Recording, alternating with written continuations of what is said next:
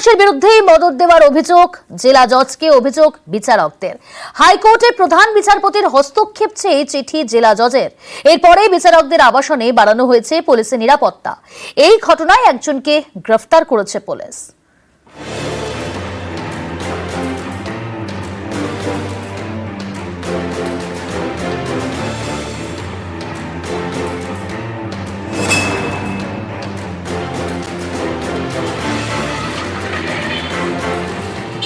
নিরাপত্তাহীনতায় ভুগছেন খোদ বিচারকরাই। ডায়মন্ড হারবারে পুলিশের মদতেই বিচারকদের আবাসনে দুষ্কৃতী হানার অভিযোগ। এই অভিযোগ রায় পছন্দ না হওয়াতেই বিচারকদের টার্গেট করা হয়েছে। এ নিয়ে জোর শোরগোল দক্ষিণ 24 পরগনার ডায়মন্ড হারবারে। নিচের তলার যারা বিচারক তারা কিন্তু নিরাপত্তাহীনতায় ভুগছেন, এটা বহুদিন ঘটনা।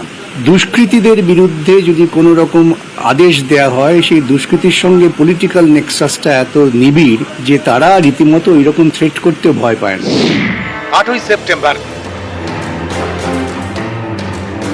ডায়মন্ড হারবারে বিচারকদের আবাসনে দুষ্কৃতী হানা।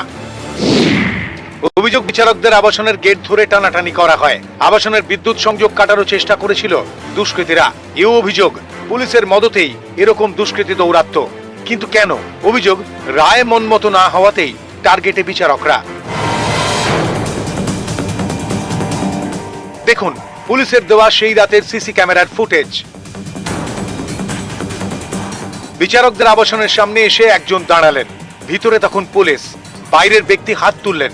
তিনি কি পুলিশকে কিছু বোঝাতে চাইলেন?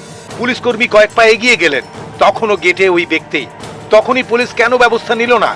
এই ব্যক্তি কি পুলিশের পরিচিত?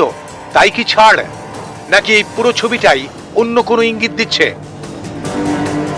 দুষ্কৃতী হানা নিয়ে জেলা জজকে চিঠি দেন আতঙ্কিত বিচারকরা, যার ভিত্তিতে প্রধান বিচারপতির হস্তক্ষেপ চেয়ে হাইকোর্টের রেজিস্ট্রারকে চিঠি দেন জেলা জজ।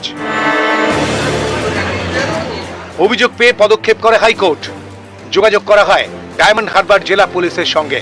তারপরেই বিচারকদের আবাসনে পুলিশি নিরাপত্তা বাড়ানো হয়। দুষ্কৃতী হানায় দায়ের করা হয়েছে এফআইআরও। একজন পুলিশ আধিকারিকের নামেও একটা অভিযোগ এসেছিল। সেই অভিযোগটা আমরা খতিয়ে দেখে বিভাগীয় তদন্তের নির্দেশ আমরা জারি করে দিয়েছি। ওনাকে ক্লোজ করা হয়েছে।